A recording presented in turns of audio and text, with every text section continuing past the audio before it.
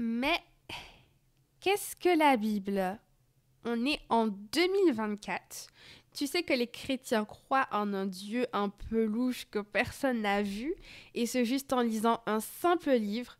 Tu ne comprends pas l'engouement autour de la religion, alors cette vidéo est faite pour toi. Laisse-moi t'expliquer en 2 minutes, ou 3, ce qu'est la Bible.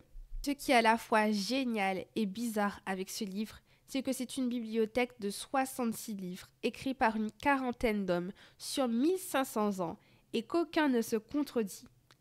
Et oui, c'est littéralement ce que signifie Bible, des livres. Chacun y va de son interprétation et en ressort des doctrines.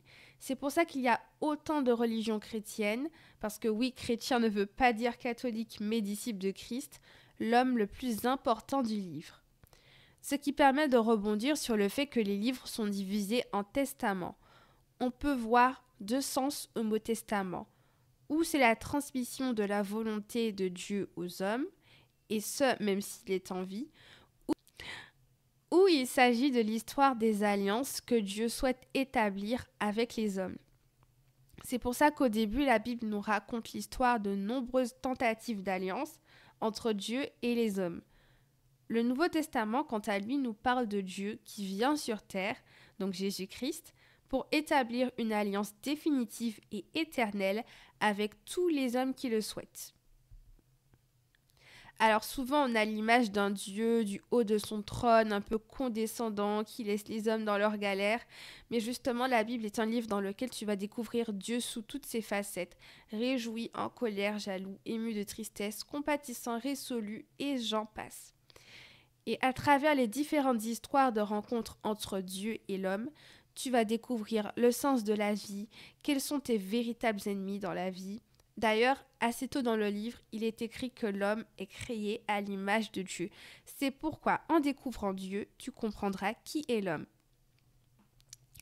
Et ce qui est merveilleux avec la Bible, c'est qu'elle a plusieurs dimensions.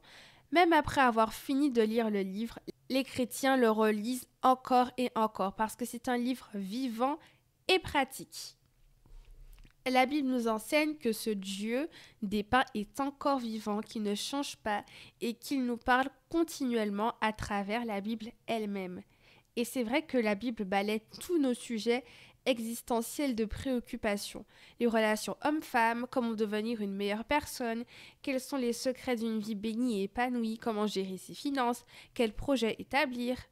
D'ailleurs, la loi de l'attraction ou je ne sais quoi, vous pensez que ça vient d'où? C'est une doctrine qui déforme la foi enseignée par la Bible.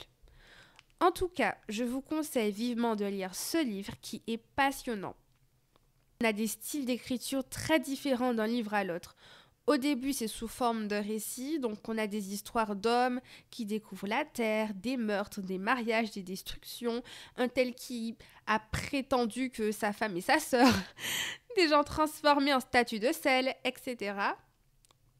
On a des livres, et ce sont mes préférés, qui sont plus de la poésie, des principes à appliquer à sa vie, une certaine forme de philosophie.